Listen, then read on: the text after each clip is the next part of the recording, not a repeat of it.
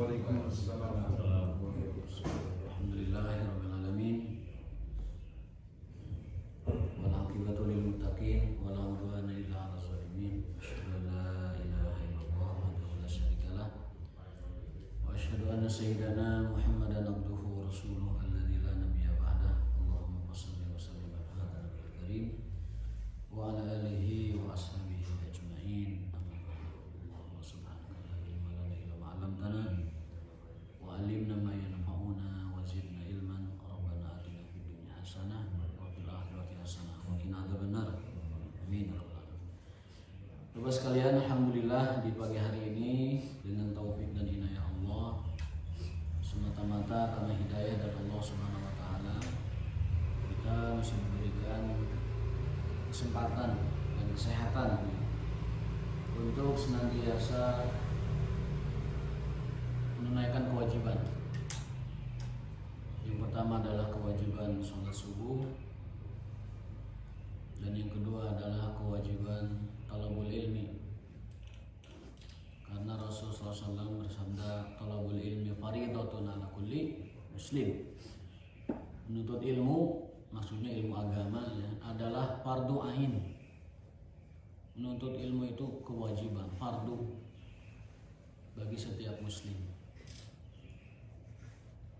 Di dalam hadis yang lain, Rasulullah SAW diriwayatkan dari Abu Darda dan juga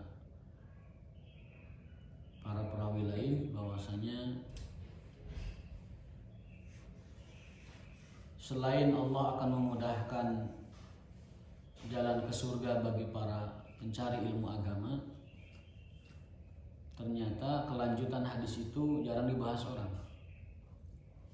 Wa innal malaikata la tadau ajnihataha ridhan li talibil ilmi. Sesungguhnya para malaikat membentangkan sayap mereka, menandakan keridhaan bagi para pencari ilmu agama, senantiasa mendoakan terus-menerus. Hatta al-hut filma, bahkan ikan-ikan laut mendoakan para pencari ilmu. Ikan paus yang paling besar, dan dia mewakili seluruh ikan-ikan yang ada di laut.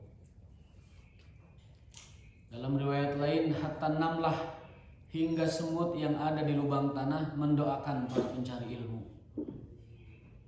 Jadi kalau kita berangkat dari rumah, melewati jalan, di situ ada lubang-lubang semut, mereka mendoakan orang-orang yang mencari ilmu agama. Bagi yang menyeberang lautan, menyeberang sungai, menyeberang danau, itu ikan-ikan yang ada di air mendoakan para penuntut ilmu. Bahkan secara lebih luas, innal malaikata la tadau ajnihataha, sesungguhnya malaikat membentangkan sayap, respect, hormat, ihtiram, ikram, ta'zim, sembari mendoakan para pencari ilmu. Ridwan li talibil ilmi. Dan tiga makhluk Allah ini cukup mewakili dari seluruh alam semesta. Malaikat mewakili alam gaib, ikan mewakili makhluk air, dan semut mewakili makhluk darat, karena itu yang paling kecil. Semua mereka itu senantiasa mendoakan para pencari ilmu. Maka kalau sampai ada yang tidak semangat, atau sampai ada yang tidak perhatian atau menyepelekan, atau mungkin tidak merasa perlu mencari ilmu agama yang saya maksud dalam hadis Nabi SAW, maka telah melewatkan banyak sekali kebaikan. Bagi yang sudah istiqomah mencari ilmu, istiqomah talabul ilmi, mohon diperhatikan lagi adab-adab dalam talabul ilminya. Karena adab itulah yang akan menentukan keberkahan atau ketidakberkahan ilmu seseorang. Bagaimana mungkin orang mencari ilmu tanpa ditunaikan adabnya, lalu dia memperoleh keberkahan dari Allah Subhanahu wa taala. Untuk itu marilah seiring berjalannya waktu, bertambahnya kedewasaan dan usia kita semakin sungguh-sungguh lagi dan semakin meniatkan niat secara meluruskan niat. Mari sama-sama kita luruskan niat dalam upaya mencari ilmu agama kita di tempat yang sangat kita cintai. Mudah-mudahan semuanya mendapatkan keberkahan, mendapatkan hidayah taufik dari Allah Subhanahu wa taala. Amin ya rabbal alamin. Itu kelanjutan hadis dari man salaka tariqan, barang siapa yang susah payah nyari ilmu agama, maka Allah akan mudahkan jalannya ke surga. Jadi nyari ilmu memang harus salaka, harus seleket, harus susah payah. Salaka itu bahasa Sundanya itu seleket. Jadi mencari tapi mencarinya tidak mudah. Jadi mencurahkan keseriusan, mencurahkan kesungguhan. Sehingga barang siapa yang salaka, seleket mencari ilmu, berusaha payah mencari ilmu, maka pantas sahalallahu lahu bihi tariqan ilal jannah. Allah mudahkan jalannya menuju surga. Jadi kalau tidak usaha payah, ya gimana Allah mudahkan jalan seseorang ke surga? Maka dari itu yang sudah semangat tinggal meningkatkan kualitasnya, yang belum semangat agar punya perhatian kepada ilmu agama. Ini bukan keinginan kita, tapi ini perintah Rasulullah SAW. Talabul ilmi fardhah. Mencari ilmu adalah sebuah fardunya fardu ain yang berkenaan dengan ilmu agama. Kalau selain ilmu agama, fardunya kifayah. Selain ilmu agama, fardunya kifayah. Mau mencari silakan, mau tidak silakan. Itu berhubungan dengan nanti kemudahan urusan dunianya saja. Tetapi ilmu agama hukumnya fardunya fardu ain, melekat kepada setiap muslim. Baik, kita lanjutkan tema kita tentang al-adab al-mufrad, adab-adab yang diajarkan oleh Rasulullah SAW dalam berbagai kesempatan dan berbagai waktu. Dan kita telah tiba sampai kepada adab tentang fudulul kalam, di antara adab-adab berbicara. Rasulullah SAW melarang kita untuk banyak bicara, atau disebut dengan fudulul kalam. Fudul itu sudah diserap oleh bahasa Sunda, artinya podol, kotoran, sisa-sisa yang tidak bermanfaat. Maka fudulul kalam artinya perkataan-perkataan yang sifatnya itu ya buangan gitu. Sifatnya itu tidak bermanfaat. Fudul diserap oleh bahasa Sunda, fodol. Bukan sedang menceritakan tentang benda yang kotor itu, tetapi memang betul itu diserap dari bahasa Arab. Diserap dari bahasa Arab. Bab fudulul kalam, bab tentang perkataan-perkataan yang tiada gunanya, fudul. Nanti ada fudulul ta'am, itu berlebihan dalam makan, ya. Fudulul kalam, fudulul khalwah, bab tentang terlalu banyak bergaul, ya, dan lain-lain sebagainya. An Abi Hurairah radhiyallahu anhu, dari sahabat mulia Abu Hurairah radhiyallahu anhu, anin Nabi sallallahu alaihi wasallam, dari Nabi sallallahu alaihi wasallam, qala syiraru ummati as-sarsarun, orang yang paling buruk dari umatku adalah orang yang paling banyak bicara. Orang yang paling banyak bicara. Bahasa Arabnya sarsar, jamaknya sarsarun. Maka kata Rasulullah SAW, syiror dari kata syarrun. Syarrun itu paling buruk. Makanya ada doa min syarri ghasikin idza waqab, dari keburukan malam apabila sudah gulita. Ini syiraru ummati, orang-orang yang paling buruk di kalangan umatku, as-sarsarun, orang yang paling banyak bicara. Orang yang paling banyak bercakap, tentunya berbicara yang tidak manfaat maksudnya, bukan berbicara yang ada manfaatnya. Segala hal dibicarakan, segala hal diobrolkan, padahal itu tidak memiliki nilai di dalam agama maupun kemaslahatan dalam urusan dunia. Maka yang namanya ucapan itu baiknya saja, yang baiknya saja itu perlu dipertimbangkan untuk diucapkan, apalagi yang tidak baiknya. Yang namanya perkataan itu yang benarnya saja perlu dipertimbangkan untuk disampaikan, apalagi yang tidak benarnya. Yang namanya ucapan itu ya, yang bermanfaat pun itu perlu dipertimbangkan untuk disampaikan atau tidaknya, apalagi yang tidak bermanfaat. Kadang-kadang yang bermanfaat tetapi disampaikan dapat menyebabkan mudarat, itu tidak perlu disampaikan. Tidak perlu disampaikan. Di dalam sebuah cerita, Rasulullah SAW pernah berpesan kepada seorang anak muda namanya Mu'adz bin Jabal. Ya Mu'adz, wahai Mu'adz. Dalam riwayat lain, ya gulam, hai anak muda. Atadri ma haqqullah ala ibad wa ma haqqul ibad ala Allah. Tahukah kamu apa hak Allah dan apa hak manusia?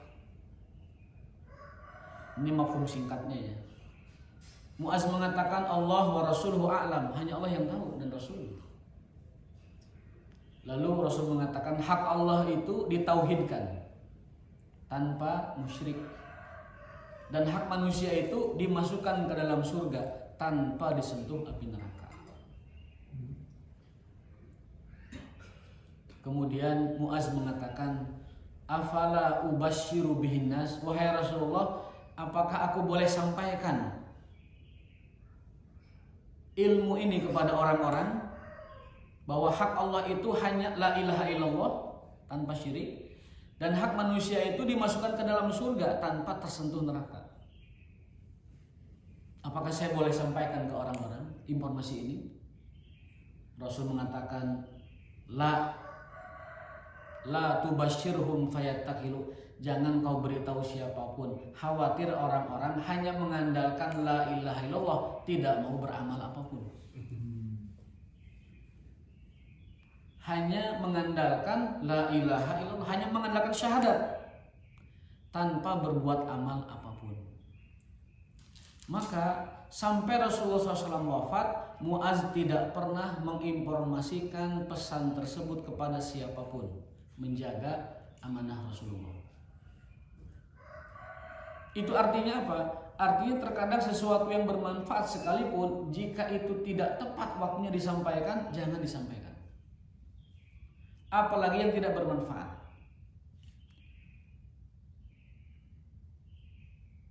Atau perkataan yang benar sekalipun tidak bermanfaat, apalagi tidak tepat disampaikannya, itu lebih-lebih dilarang disampaikan. Bahkan itu yang benar.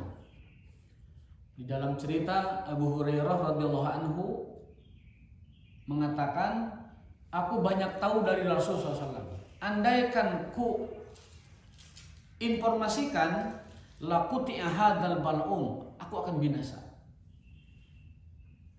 Informasinya valid, beritanya sahih, terverifikasi, bersumber dari A1 Rasulullah SAW.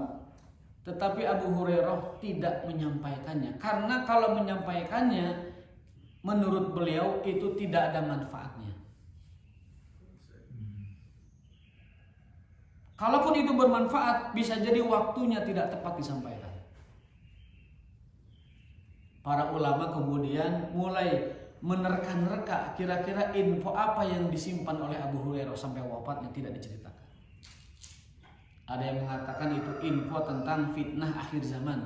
Ada yang mengatakan itu tentang list nama-nama orang munafik yang sudah confirm sesuai dengan persaksian Rasul SAW. Dan itu melibatkan beberapa tokoh penting di Madinah. Andai itu diberitakan, mungkin terjadi fitnah dan saling penggal orang. Maka Abu Hurairah menyimpan informasi rahasia tersebut. Padahal Rasulullah SAW tidak menyebutkan itu rahasia, tetapi Abu Hurairah melihat bahwasanya ini informasi tidak untuk disampaikan. Meskipun itu valid, sahih, bermanfaat mungkin, tetapi bisa jadi waktu untuk menyampaikannya tidak tepat. Maka dari itu Rasulullah SAW mengingatkan kita bahwa seburuk-buruk umatku adalah yang paling banyak bicaranya. Syiraru ummati as-sarsarun. yang paling banyak berbicara. Maka hati-hati dengan banyak bicara.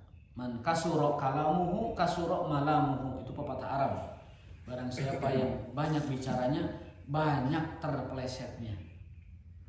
Banyak terpelesetnya. Kalau Ustadz boleh banyak bicara? Ustadz mah harus banyak bicara. Karena menyampaikan kebenaran. Menyampaikan kebenaran. Maksud saya ucapan dan perkataan yang tidak mengandung ilmu, tidak mengandung pesan agama, tidak menyampaikan risalah, tidak menyampaikan tabligh, dakwah. Gosip-gosip. Kalau Ustadz menang-menang baik tidak menyampaikan, ya dari mana umat tahu kebenaran? Nah, ini masalah. Kemarin saya melihat satu cuplikan, ini membuat kita kagum juga, walaupun ada catatan. Gubernur kita itu menyampaikan begini.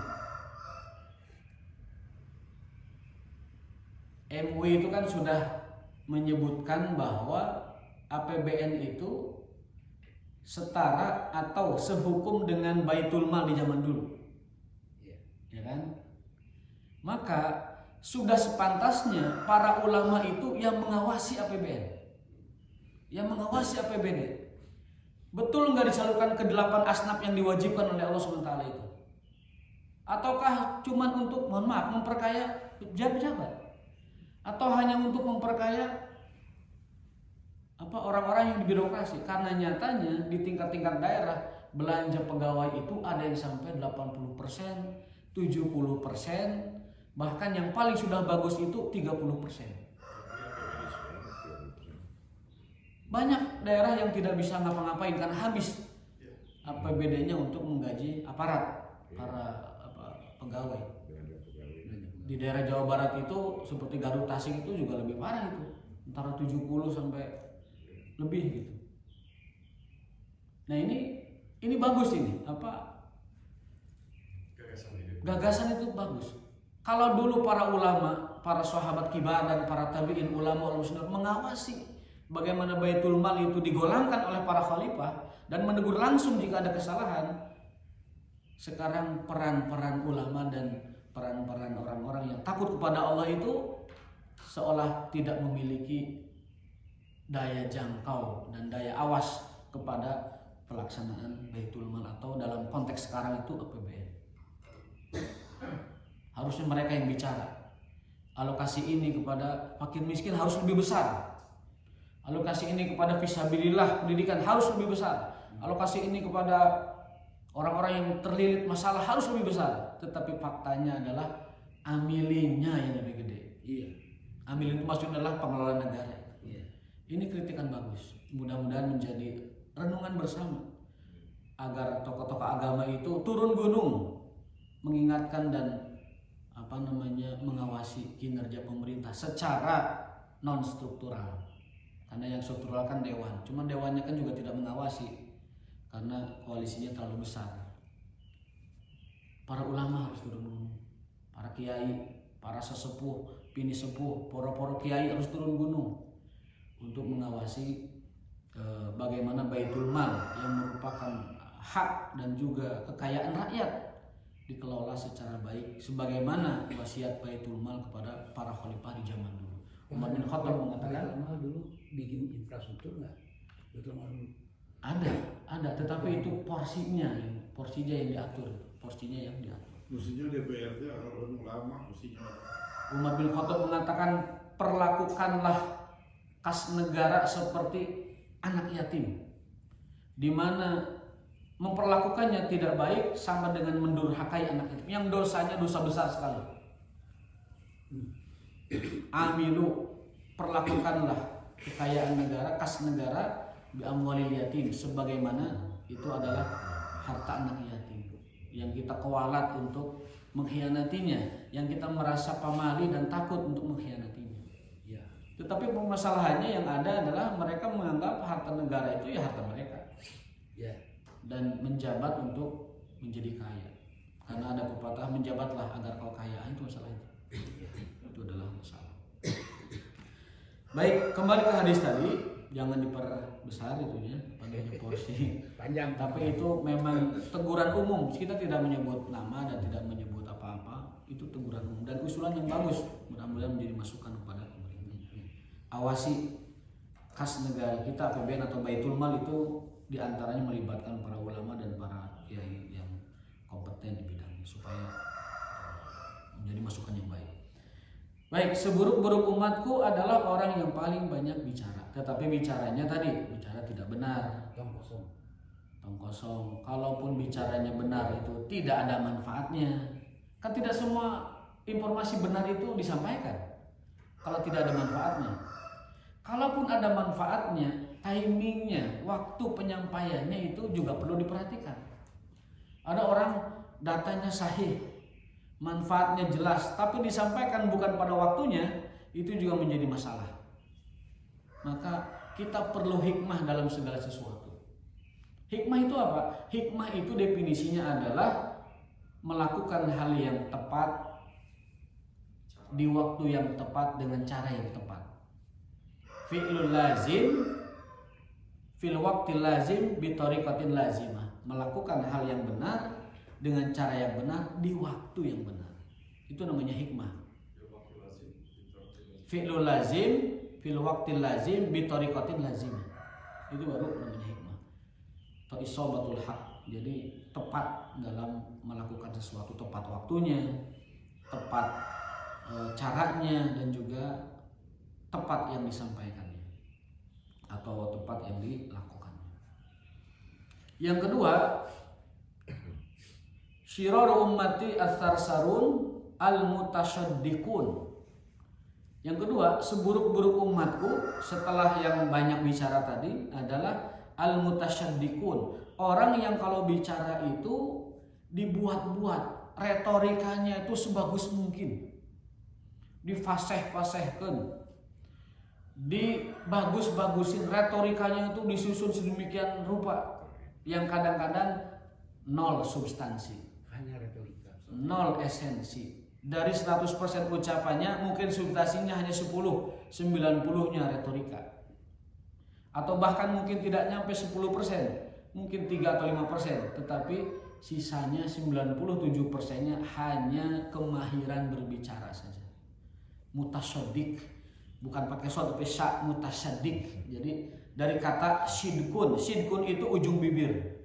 Maksudnya apa? Orang yang seperti itu biasanya ujung bibirnya ngebudah. Tapi tidak semua. Tidak semua. Namun hadis ini mengambil kata dari kata sidkun, yaitu ujung bibir sini.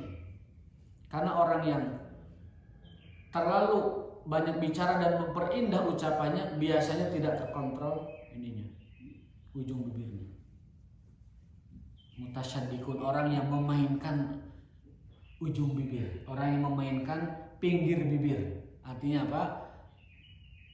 Main retorika sedemikian rupa sehingga orang tidak mendapatkan substansi apa yang dibicarakan, tidak mendapatkan ilmu atau isi apa yang disampaikan. Hanya baik cara ucapnya tetapi tidak ada isinya. Padahal kata Nabi SAW, sebaik-baik ucapan khairul kalam ma qalla wa dalla. Sebaik-baik ucapan adalah ma qalla, sesedikit mungkin, seefisien mungkin, wa dalla, dan mengena kepada intinya. Khairul kalam ma qalla wa dalla. Qalla itu qalil, dalla itu dalil. Jadi ucapan yang terbaik adalah ucapan yang sedikit tetapi mengena, dalil, dalla, langsung menunjukkan pada sesuatu. Sedikit tetapi langsung menunjukkan. Istilahnya daging ngungkul gitu. Istilah anak sekarang mungkin daging ngungkul atau mungkin lain sebagainya, berbobot.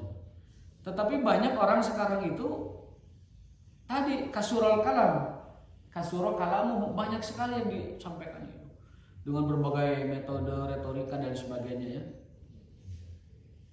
sehingga orang terperangah, sehingga orang terpana.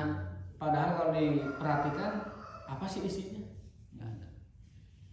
Fitnah. terutama ibu-ibu ini banyak sekali yang menjadi korban ucapan-ucapan bagus dan tidak menyerap apa substansi di balik ucapan bagus tersebut.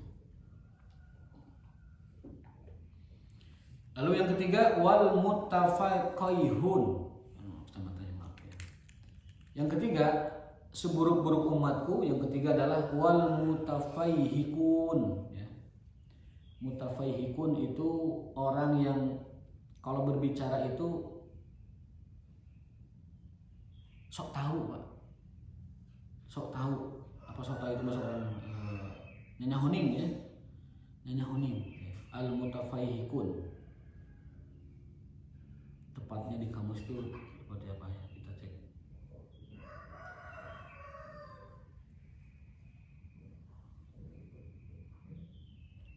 Oh baik. Jadi yang ketiga itu seburuk-buruk umatku adalah al mutafaihikun. Ini bahasa ini jarang digunakan ya. Tafaihaqo. Artinya kalau berbicara itu ninggi, Pak. Kan ada orang bicara itu ninggi terus gitu. Nyombong. Nyombong. Sok tahu, ninggi, nyombong gitu. Itu adalah seburuk-buruk umatku kata Rasulullah SAW.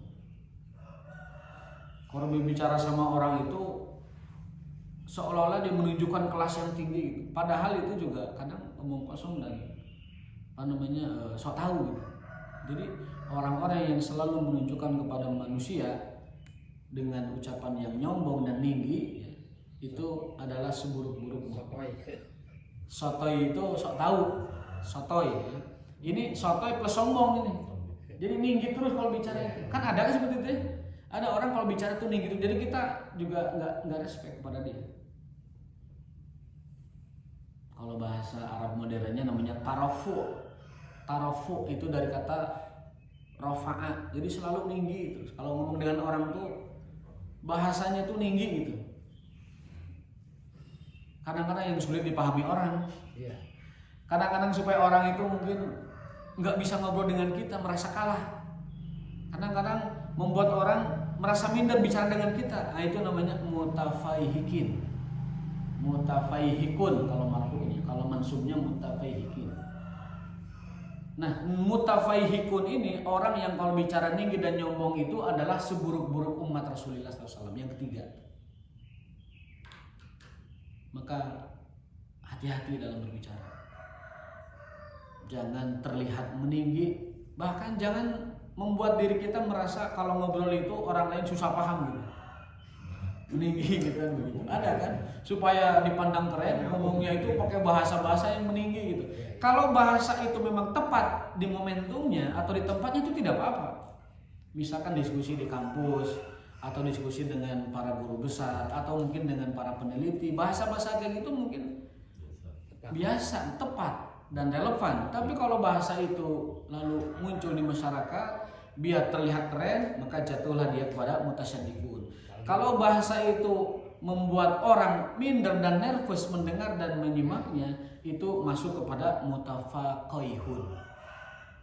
Mutafaqihun. Ini agak susah melafalkannya. Mutafaqihikun. Mutafaqihikun. Jadi orang yang kalau berbicara itu tinggi. Mutarafiun, meninggi. Ini sering kita lihat baik di dalam mungkin cuplikan-cuplikan YouTube atau lain sebagainya, orang itu ada yang meninggi sehingga konstituen audiensnya itu tidak dapat menyimak dengan baik. Bahkan bisa menimbulkan kesalahpahaman sehingga ujung-ujungnya adalah kalau sebaliknya ya sebaliknya bahasanya bukan tinggi tapi terlalu rendah sehingga susah juga para ibu gitu. Ya itu juga perlu dikoreksi. Tetapi kan itu menunjukkan intelektualitas sih biasanya. Iya. Kalau orang dalam berbicara itu kualitasnya terlalu awam atau kita bisa katakan rendah, itu karena memang menunjukkan kualitas intelektualnya. Betul. Ya. Kalau bicara itu selalu ada daripadanya. Saya datang daripada Tasikmalaya, ingin pergi daripada Jakarta. Ngomong gitu. Nama Anda daripada siapa? Itu kan mungkin tingkat istilahnya itu tingkat tuturnya itu mungkin tidak tidak sebaik orang yang sekolah misalnya atau yang Iya. belum dibiasakan. Nah, kalau menghadapi orang seperti itu, Ali bin Abi Thalib berpesan, ini sahih. Ali bin Abi Thalib berpesan dalam sebuah riwayat itu, khatibunas ala qadri ukulihim. Perlakukan orang, ajak bicara orang ala qadri, sekedar atau sebatas kadar ukulihim, intelektualitas mereka. Sesuai kan? Sesuaikan ucapanmu dengan kadar intelektualitas orang lain. Kalau ngobrol sama ibu-ibu yang biasanya masak, jangan bicara hal-hal yang ini Bu, konstelasi politik hari ini berdasarkan apa namanya dan sebagainya, itu masuk kepada mutafaqihun. Lalu membagus-baguskan istilah seolah terkenal sok pintar gitu. Nah, itu masuk mutasyaddiqun. Kalau banyak bicara masuk sarsarun. Sarsarun, mutasyaddiqun, mutafaqihun itu tercela. Itu syiraru ummati Rasulillah SAW. Seburuk-buruknya umat Muhammad SAW. Paling banyak bicara, paling sok sok pintar, dan paling sok tinggi. Itu orang-orang yang seburuk-buruk umat Kanjeng Rasul SAW. Dan biasa ada. Dan biasa ya. Lalu beliau memungkas hadisnya itu, wa khiyaru ummati ahasinuhum akhlaqan. Dan orang yang paling mulia dari umatku, kalau tadi yang paling buruk dari umatku, sekarang kebalikannya, yang paling mulia khiyarukum. Khiyar itu dari kata khair, jamaknya dari khair khiyar. Wa khiyarukum khiyaru ummati, dan sebaik-baik umatku adalah ahasinuhum ahsanuhum akhlaqan, yang paling baik akhlaknya. Sebaik-baik umatku adalah yang paling baik akhlaknya. Dalam riwayat lain, akmalul mu'minina imanan ahsanuhum khuluqan. Orang yang paling sempurna imannya, orang yang paling baik akhlaknya. Dalam riwayat lain, laisa syai'un asqalu fil mizan. Tidak ada sesuatu yang paling memberatkan mizan, timbangan kita nanti di akhirat, min husnil khuluq, dari akhlak karimah. Jadi tidak ada yang paling memberatkan timbangan nanti kita di akhirat melebihi akhlakul karimah. Nanti ada memang bitokoh la ilaha illallah, tetapi itu penyelamat fungsinya. Penyelamat kalau timbangan kita jeblok kepada keburukan, itu diselamatkan oleh kartu la ilaha illallah, ada hadis memang. Tetapi yang paling banyak memberatkan timbangan kita adalah husnul khuluq, akhlak yang baik, al akhlak al hasanah. Jadi 3 hadis ini cukup untuk menjelaskan kepada kita betapa tingginya kedudukan akhlakul karimah. Sebaik-baik iman adalah iman yang dibarengi akhlakul karimah. Sebaik-baik Islam adalah Islam yang dibarengi dengan akhlakul karimah. Dan sesuatu yang paling memberatkan nanti kita di akhirat adalah akhlakul karimah. Nah, kalau konteks hadis ini akhlakul karimah dibahas tentang fudulul kalam, berarti akhlakul karimah yang dimaksud itu adalah menjaga ucapan. Kan Nabi ini konteksnya sedang menjelaskan umatnya yang paling buruk itu yang paling banyak bicara, yang sok pintar, yang sok tinggi segala macam, kan? Lalu Nabi menyebutkan kebalikannya, yaitu sebaik-baik umatku adalah yang paling baik akhlaknya. Berarti akhlak yang dimaksud itu adalah akhlakul lisan. Apalagi yang nyinyir. Lebih parah lagi, apalagi akhlakul lisan, akhlak yang berhubungan dengan lisan, ucapan. Itu hal-hal yang berkenaan dengan kebaikan dan keburukan umat Rasulullah SAW berkenaan dengan akhlak, itu akhlakul lisan dan juga amalu al-lisan. Bahkan lebih jelasnya lagi sering kita sampaikan, tidak ada yang paling menyeret orang ke dalam neraka kecuali dosa-dosa lisannya. Ya, fahal yakubun nas ala wujuhihim finnari illa hasaidu al sinatihim. Nah, Bapak sekalian, lisan yang dalam konteks dulu adalah ucapan, zaman sekarang lisan itu berubah menjadi ketikan.